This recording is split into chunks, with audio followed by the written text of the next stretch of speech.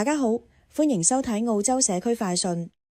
更生會31週年慈善晚宴日前於悉尼北區 Chatswood 舉行，吸引約400位嚟自政界、醫療界同社區嘅嘉賓出席，共同慶祝機構成立31週年，並為未來服務籌募經費。當晚，政商界代表、醫療界人士同社區領袖齊聚一堂，同更生會會員、義工同會友共同見證呢一重要時刻。晚宴喺澳洲國歌同更生會會歌聲中正式揭開序幕。更生會會長楊乃賢喺致辭嘅時候，感謝社會各界長期以嚟對更生會工作嘅支持，並回顧機構過去1年嘅發展成果。We are not doctors. We are not in the health professionals. We are a community organization supporting Chinese-speaking people affected by cancer in Greater Sydney. The reason all these programs are being run is because it creates connections.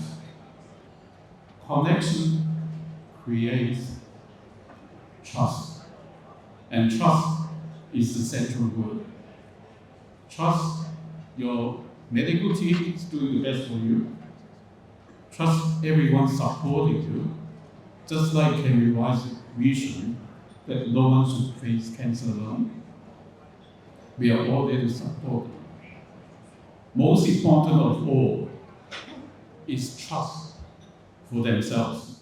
晚宴主講嘉賓，新南威爾士大學澳洲癌症幸存者研究中心主任Dr. Koshwara 教授分享提升癌症幸存者生活質量嘅願景，並強調建立更全面、更具包容性嘅癌症照護體系嘅重要性。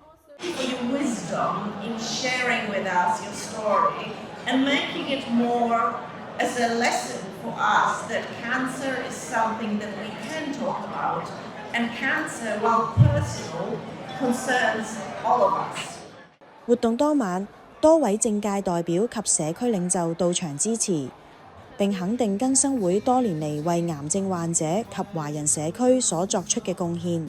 除咗感謝獎項頒發儀式之外，晚宴仲安排咗癌症康復者分享、幸運抽獎同埋文藝表演等環節，現場氣氛溫馨熱烈。整場晚宴凝聚社會各界力量，共同見證更生會31年嚟服務社區嘅重要成果，並展望未來持續推動癌症支援服務嘅發展。